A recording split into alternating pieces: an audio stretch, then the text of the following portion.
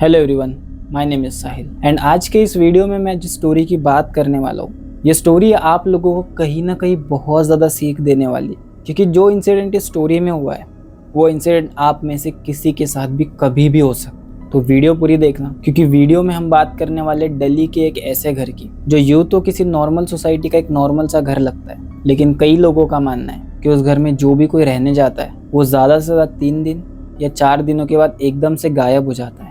सो दोस्तों, बिना किसी देरी के आज का ये वीडियो शुरू करते हैं। राजवीर पंजाब में रहने वाला एक युवा लड़का जिसके घर की फाइनेंशियल सिचुएशन इतनी कुछ खास नहीं थी और इसी वजह से राजवीर हर जगह हर कंपनी में जॉब के लिए अप्लाई करता। एक दिन अचानक उसे दिल्ली के एक बड़े एमएनसी से एक इंटरव्यू कॉल आता है। वो इंटरव्यू देने के लिए राजवीर पंजाब से दिल्ली जाता है और उस इंटरव्यू को क्लियर कर लेता है, जिसके बाद उसे जॉब मिल जाती है। अब उसे दिल्ली में जॉब मिलने के बाद जो सबसे बड़ा सवाल था उसके सामने कि वो वहाँ रहेगा कैसे। थोड़ा पता करने के बाद राजवीर को एक बात समझ आती है कि अगर उसे दिल्ली में कोई अच्छी प्रॉपर्टी में रहना है तो उसे कोई ना कोई ब्रोकर या एजेंट के थ्रू ही उसे वो प्रॉपर्टी मिल सकती है। लेकिन उसे ये बात भी पता होती है कि अगर वो किसी एजेंट या ब्रोकर के थ्रू कोई प्रॉपर्टी लेता है तो उसे उसके बदले काफ़ी ज़्यादा कमीशन देना होगा। और इसी एक रीज़न से राजवीर सोचता है कि वो खुद जाके कोई सोसाइटीज़ में घूमेगा और अगर वहाँ उसे कोई घर मिल जाता है जो रेंट के लिए अवेलेबल हो तो उसका जो कमीशन का चार्ज है वो बच जाएगा। और इसीलिए राजवीर कुछ सोसाइटीज़ घूमता है और शाम होते होते राजवीर एक सोसाइटी के पास पहुंचता है। अब इस सोसाइटी की अगर मैं बात करूं तो ये ऐसी सोसाइटीज़ में आती है जिनके बारे में खुद वो लोग भी नहीं जानते होंगे जो शायद दिल्ली में रहते हैं। वो उस सोसाइटी में जैसे ही जाता है तो उसे थोड़ा अजीब लगता है, क्योंकि अभी शाम के करीब 6 से 7 ही बज रहे थे, लेकिन वो जो पूरी सोसाइटी होती है बहुत ज़्यादा सुनसान होती है।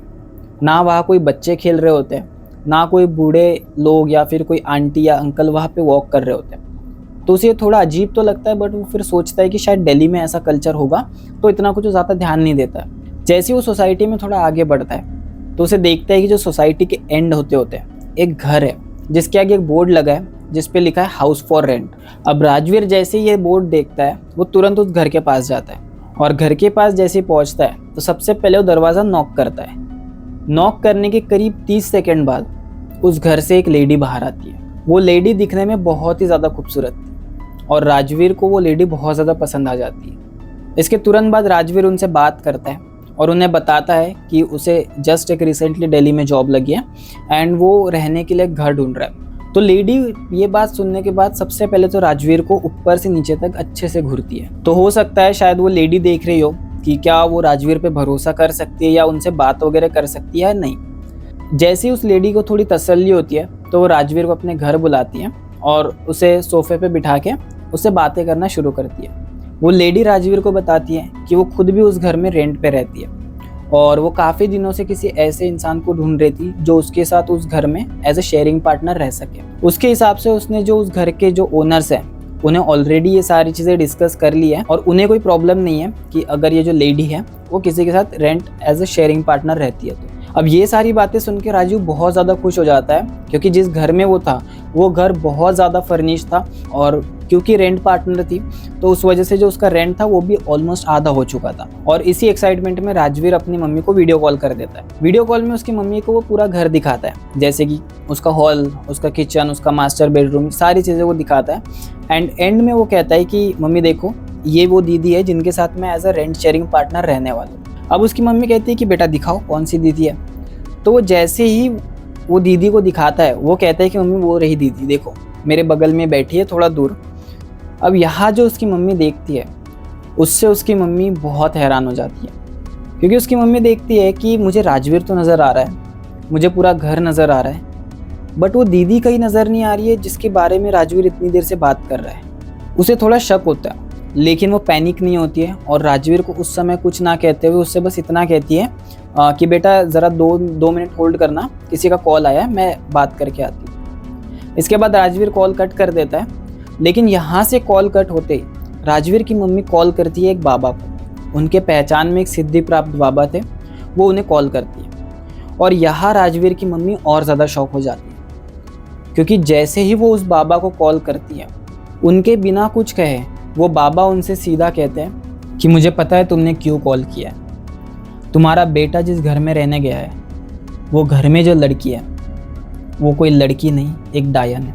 अब राजवीर की मम्मी ये सारी बातें सुन के बहुत ज़्यादा परेशान हो जाती है, तो वो बाबा से पूछती है कि क्या करना है। तो बाबा उसे कहते हैं कि तुम अभी कुछ मत करो, बस इतना ध्यान रखो कि राजवीर को बिल्कुल पता नहीं चलना चाहिए कि वो किसके साथ रह रहा है, क्योंकि अगर उसे पता चल जाता है तो उसकी मौत कन्फर्म है। तो राजवीर की माँ ठीक यही करती है। जैसे उसकी बाबा से बात होती है, वो तुरंत कॉल करती है राजवीर को और राजवीर को कहती है कि बेटा देखो, मुझे ना वो लड़की इतनी ठीक नहीं लग रही है, तुम ना थोड़ा उससे दूरी बनाए रखना, तुम मतलब ज़्यादा उससे मतलब मत रखना, अपने रूम में ही रहना और जो सारे काम है ना तुम अलग से करना।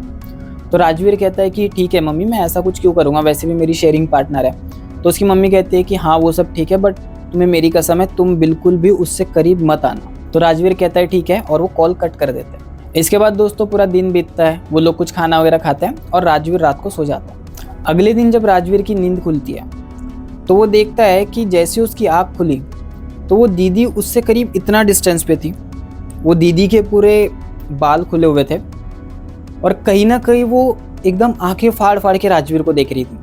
अब राजवीर जब उनको इस हालत में देखता है वो तो एकदम ही ज़्यादा डर जाता है कि कहीं ये भूत तो नहीं है। लेकिन फिर उसे उसकी मम्मी की बात याद आती है कि अगर कुछ भी होता है घर में तो उसे रिएक्ट नहीं करना है। इसी वजह से राजवीर थोड़ा अपने नर्व्स को कंट्रोल करता है और थोड़ी हिम्मत जुटाने के बाद वो एक मजाकिया लहजे में कहता है, वाह दीदी आपके बाल तो बहुत ज़बरदस्त लग रहे हैं, शैम्पू वगैरह किए हो क्या।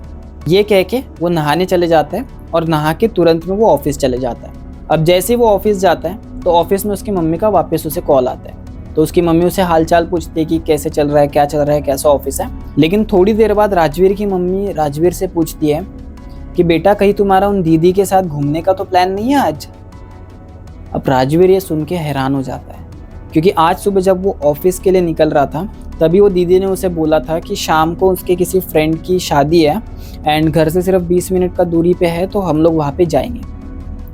इस बात के बारे में उसने किसी को नहीं बताया और इसी वजह से वो हैरान हो जाता है कि आखिर उसकी मम्मी को ये सारी बातें कैसे पता। खैर वो ये सारी बातों को इग्नोर करता है और वो कहता है कि हाँ आज वो दीदी के साथ एक शादी में जाना है एंड जस्ट 20 मिनट का रास्ता है, तो इस वजह से हम लोग जाने वाले। तब राजवीर की मम्मी उससे कहती है कि बेटा ठीक है तुम जाने वाले हो तो चले जाओ, बस एक काम करना कि तुम ना जब उस शादी में जाओगे तो मुझे एक बार वीडियो कॉल कर देना, मैं भी तो देखूं कि मतलब दिल्ली की शादी कैसी होती है, दिल्ली की शादी में माहौल कैसा होता है, वहाँ का खाना कैसा होता है, लोग कैसे होते हैं, कैसा पहनावा, ये सब मैं भी देख लूँगी। तो राजवीर को ये बात ठीक लगती है, तो वो कहता है हाँ ठीक है, जब मैं जाऊँगा तो मैं आपको वीडियो कॉल वगैरह कर दूँगा। इसके बाद राजवीर शाम को घर आता है और दीदी के साथ वो शादी में जाता है। अब जैसे वो शादी में जाता है वहाँ वो कुछ लोगों से मिलता है, उसे थोड़ा बहुत ऐसा भी लगता है कि यार वो कौन से नॉर्मल से कपड़े पहन के आ गए इतनी लैविश शादी में। उसके बाद वो खाना वगैरह खाता है, जो दूल्हा दुल्हन होती है उनसे बात वगैरह करता है एंड देन उसे एकदम से याद आता है कि उसे उसकी मम्मी को वीडियो कॉल करना था। तो वो मम्मी को वीडियो कॉल करता है और उन्हें सारी बातें बताता है कि वो किन किन लोगों से मिला, साथ साथ कैसे उसने क्या किया शादी में आके, क्या खाना खाया, क्या फंक्शन है, कैसे लोग हैं, ये सारी चीज़ें वो बता रहा होता है और साथ साथ ये सब चीज़ें वीडियो कॉल में दिखा रहा होता है। लेकिन इस समय जो उसकी मम्मी देखती है उससे शायद आप भी हैरान हो जाओगे। वीडियो कॉल में उसकी मम्मी देख रही होती है कि राजवीर एक अंधेरे पार्क में खड़ा है, एक ऐसा पार्क जहाँ पे पार्क की लाइट्स भी नहीं लगी है और वो सिर्फ राजवीर की शक्ल देख पा रही है, वो भी सिर्फ फ़ोन की ब्राइटनेस की वजह से।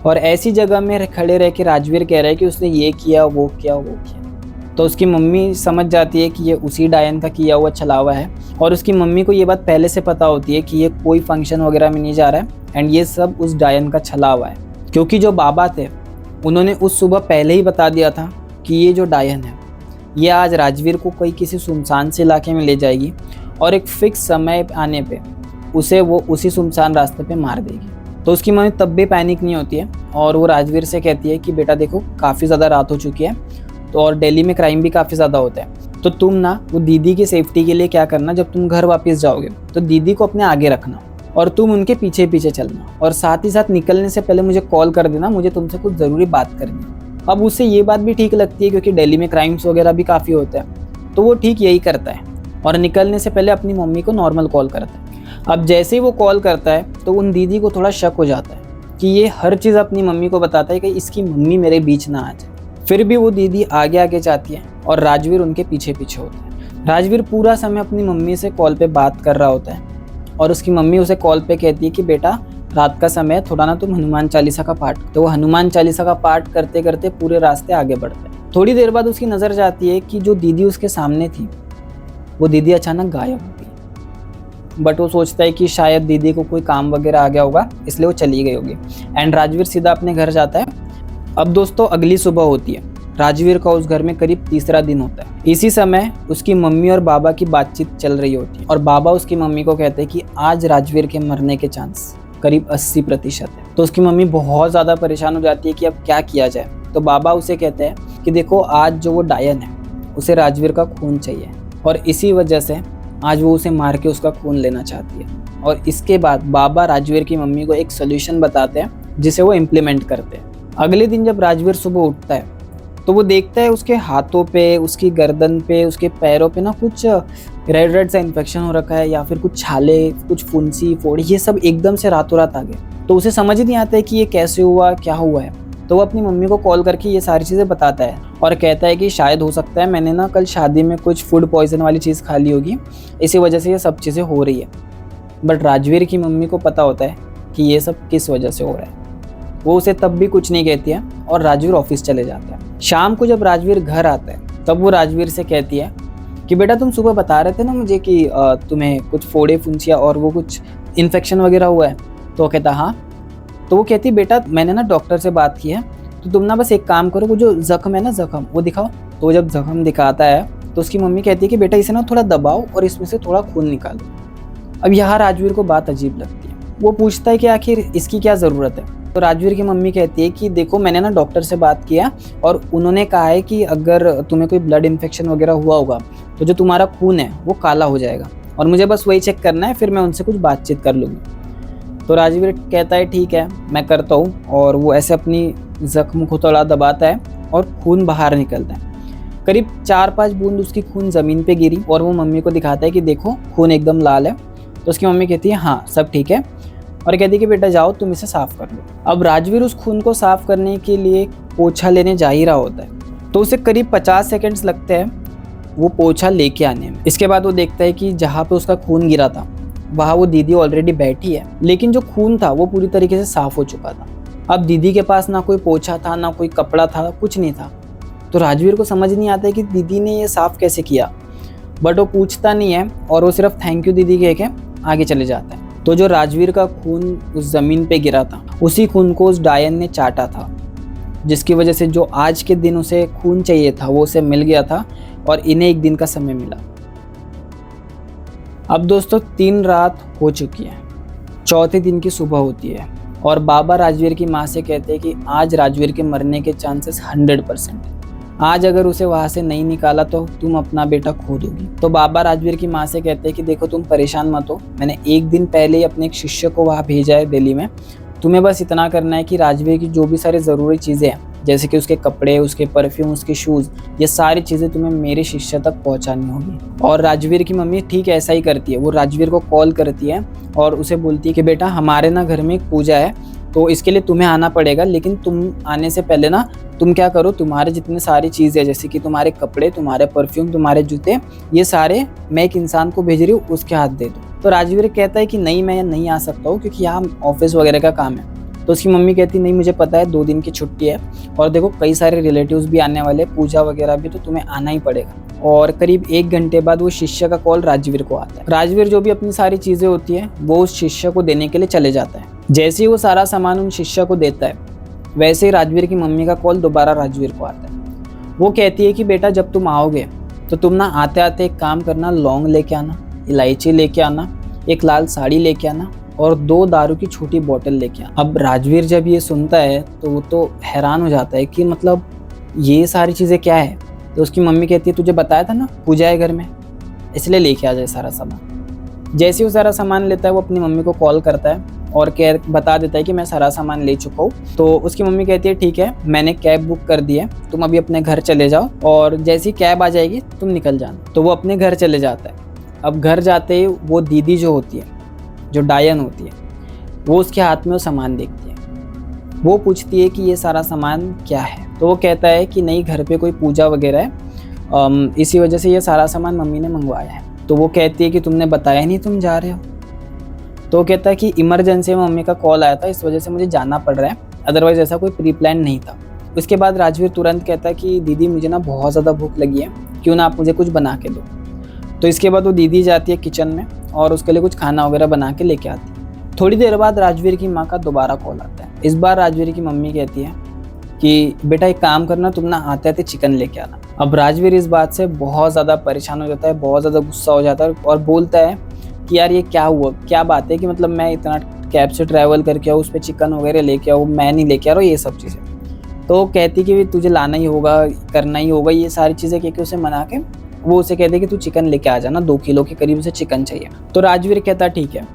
और इसके बाद वो दीदी उसके लिए खाना लेके आती है, तो वो खाना खाने बैठ जाता है। तो वो दीदी से कहता है कि दीदी आप चिकन ला के दोगे क्या, क्योंकि बाजू वाली गली में चिकन मिलता है। तो वो दीदी से कहता है मैं खाना खा लेता हूँ, तब तक आप अगर चिकन ला के दे सकते हो तो ला के दो। तो वो डायन जो होती है वो राजवीर को बहुत क्रीपी सा लुक देती है और कहती है कि ठीक है मैं लेके आती हूँ।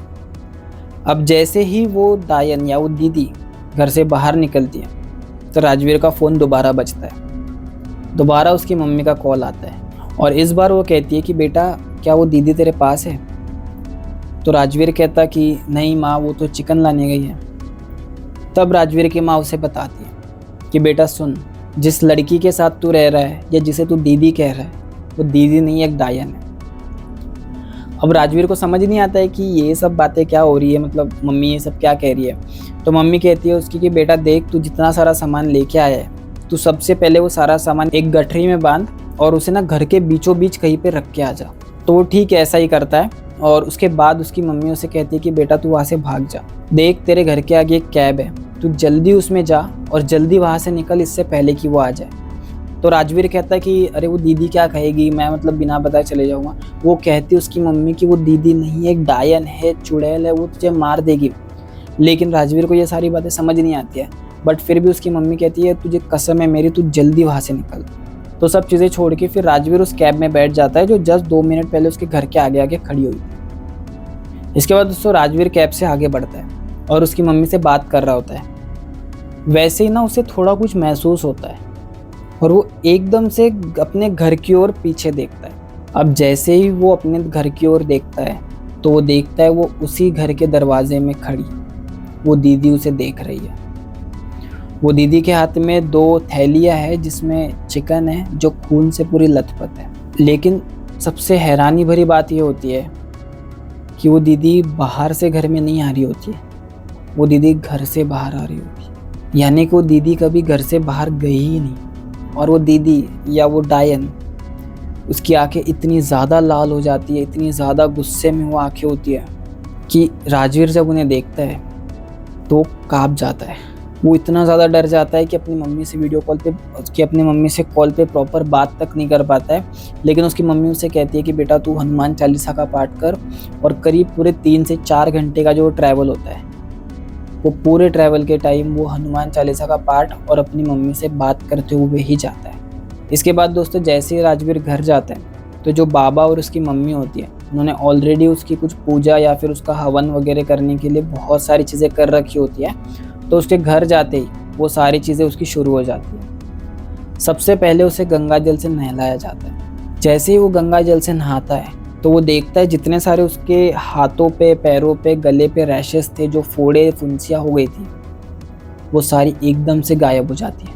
अब जब ये चीज़ें वो बाबा को पूछता है तो बाबा उसे जो बताते हैं वो बताते हैं कि ये सारी चीज़ें जो तेरे साथ हो रही थी, ये सारी चीज़ें इसलिए हो रही थी क्योंकि वो जो डायन है वो हर रात तुम्हारे पूरे शरीर को चाटती थी। वो तुम्हारी सारी एनर्जी एब्जॉर्ब कर रही थी और अगर तुम एक दिन और रुक जाते तो शायद तुम्हारी मौत कंफर्म थी वहाँ पे। इसके बाद राजवीर की सारी पूजा वगैरह हो जाती है और वो ठीक हो जाता है।